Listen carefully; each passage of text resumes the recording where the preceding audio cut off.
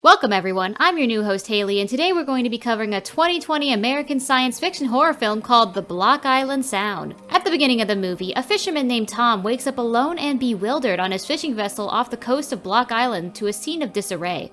The perplexed Tom starts observing his surroundings and is shocked to find an empty dog leash on the boat. Tom's son Harry is then seen drinking at a bar with his friends. When Dale, a conspiracy theorist, keeps blabbering about conspiracy theories, Harry gets irritated and gets up to leave.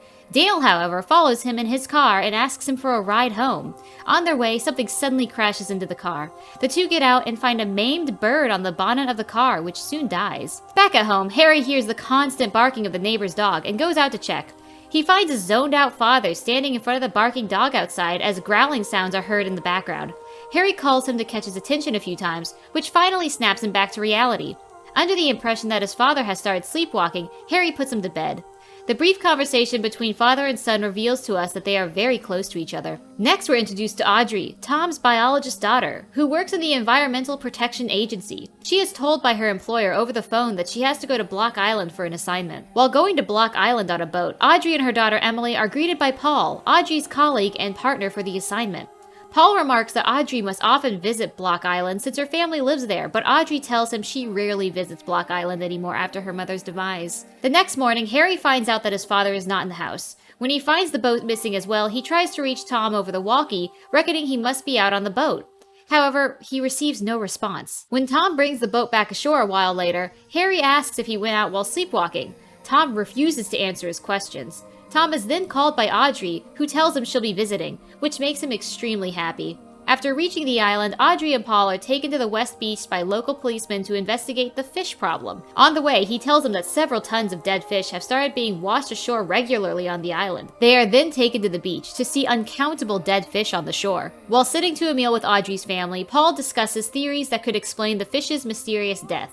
After learning Paul has nowhere to stay, Tom invites him to spend the night at theirs, saying he and Audrey can take the queen. Paul goes red after hearing this and excuses himself to the restroom. Audrey crossly tells her father that this comment was inappropriate since there is nothing between the two. Tom simply brushes it off and goes out to the boat. Audrey entrusts Emily to Harry and follows him out. Harry takes Emily out to catch fish, but after noticing dead fish afloat in the water, he takes her elsewhere to catch frogs. Back at the house, Audrey walks into the kitchen to find Tom looking out the window with an overflowing jug in his hand. Once he snaps out of his trance, Audrey asks him what's wrong. Tom tells her that everything is okay. Audrey later asks Harry the same thing, but he also tells her that Tom is perfectly fine. While putting Emily to bed at night, Audrey finds a frog in her bag. She tells Emily that it's cruel to take animals from their natural habitat. When Emily remarks that Audrey also takes animals from their homes, Audrey realizes that Emily feels bad after seeing the dead fish. She tells her that biologists only take fish from the water to study and help them. She then kisses her daughter goodnight and leaves. Later that night, a shallow-breathing, zoned-out Tom, who's continuously hearing ominous growling sounds, is seen approaching a sleeping Emily in her bed. After being awakened by Emily's terrified screams, Audrey and Harry rush to her bed. They find Emily on the ground in front of Tom. Tom tells Audrey that Emily must have fallen out of bed after having a nightmare. Audrey hugs her daughter while looking at Tom with a confused expression on her face. Audrey tells Harry that Tom's behavior is starting to worry her. Harry tries to reassure her that Tom is okay and Emily must have just had a nightmare, but Audrey refuses to listen and tells him that she will leave the house the next morning. The next day, Harry wakes up to find Audrey packing her bags. When he asks her how Tom reacted after hearing the news, Audrey tells him that he has not yet woken up.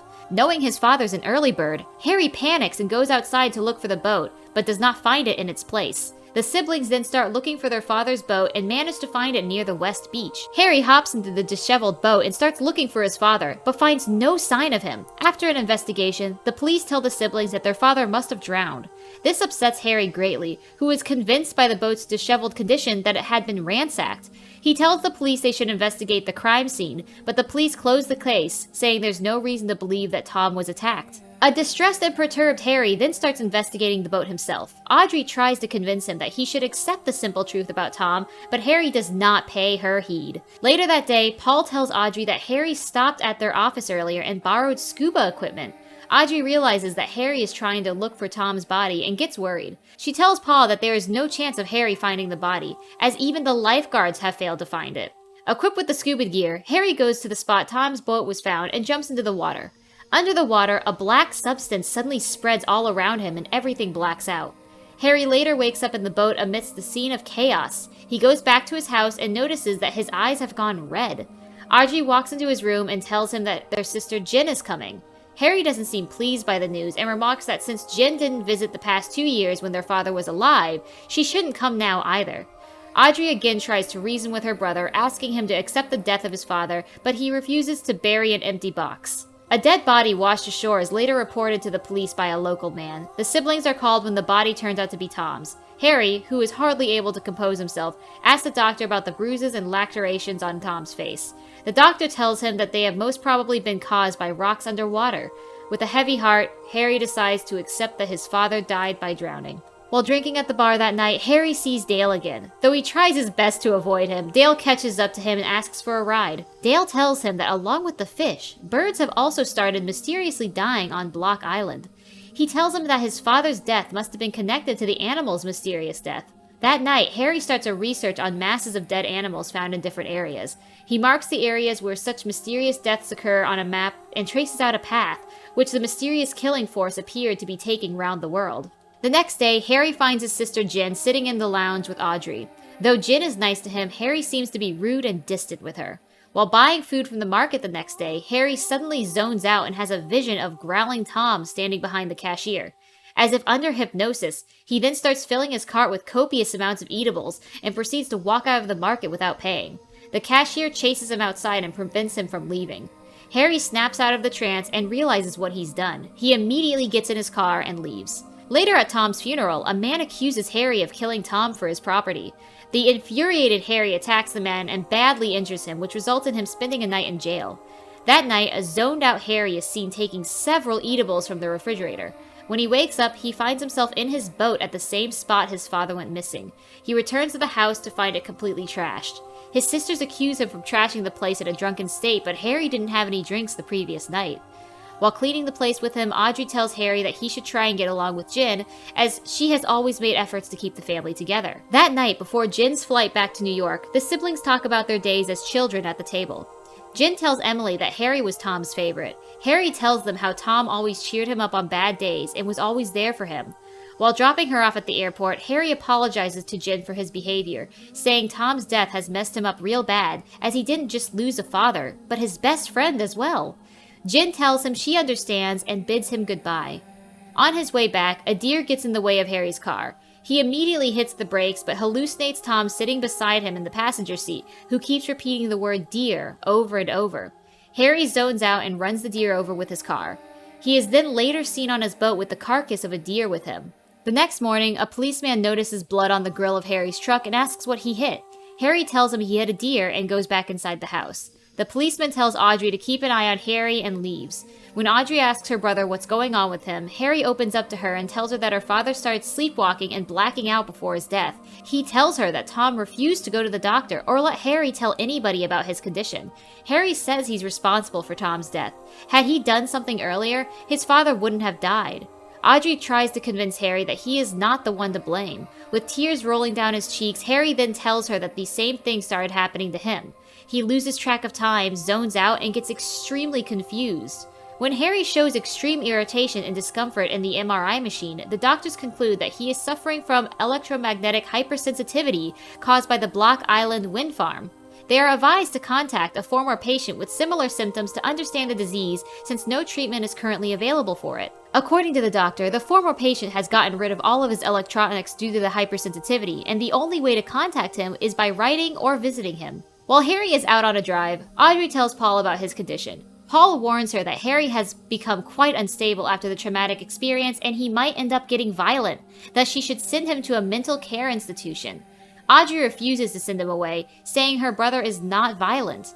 Harry has another vision of his father repeating the word dog.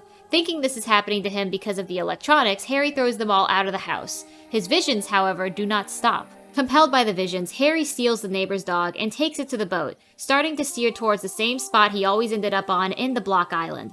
A bizarre experience then occurs. Everything on board, including Harry and the dog, begin to ascend towards the sky. A while later, Harry crashes down on the boat, but the dog goes missing, leaving behind its leash only. Enraged by this most recent episode and the news of the missing dog, Audrey entrusts Paul to watch Emily and goes to meet the former patient who lives alone in a camper in West Greenwich. This man, Kurt, invites her in after telling her to get rid of all of her electronics. When Audrey tells him about Harry's symptoms, Kurt gets terrified and explains to her that Harry's paranoia is a result of being watched or influenced by some otherworldly force. Back at the house, while sitting in the lounge with Paul and Emily, Harry has another vision of his father telling him to take the girl. Harry resists the urge and immediately leaves the house. Like a madman, Kurt warns Audrey that someone will get hurt if she doesn't get Harry away from the island. Unsettled by this encounter, Audrey drives back to take the last ferry home. Harry again continues to hear Tom's voice in the car, repeating the word girl as he nears a jogging lady on the road. Harry swerves off the road and crashes his car. When the jogger comes to his aid, he lunges at her, making her run away in fear. Later that night, Paul hears Emily screaming and rushes to her aid. When Audrey returns to the house, she sees Paul passed out in the lounge. After hearing Emily's screams outside, she rushes out to the boat to see Harry on it, ready to leave. She gets in the boat, which Harry has now started steering, and tells him to turn it around. But Harry keeps steering the boat emotionlessly. Emily shouts to her mother to catch her attention from a compartment in the boat, making her realize that she's in there. Audrey begs Harry to stop and go back, but he shuts her up with an elbow to her face.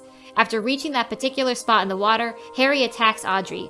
She rushes into the storage area with Emily and shuts it as Harry continuously bangs at the entrance. He suddenly stops after intense growling sounds are heard and goes out to look up at the sky. Everything suddenly starts ascending towards the sky, and the girls hold onto things around them to keep themselves from being drawn out of the boat. The light Audrey is holding for support comes off its hook, and she's pulled out before being taken up towards the sky. Emily watches in horror as everything else falls back into the boat. The next day, Paul and the policeman find Emily alone in the boat. The movie ends with Audrey being dropped into the ocean alive as a voiceover plays from an earlier scene where she described to Emily why biologists take certain fish out of their natural habitat in order to study them. Drop a comment below letting me know how you found the video. Make sure to like, subscribe, and ring that notification bell so you never miss out on our future uploads. Thank you so much for watching, guys!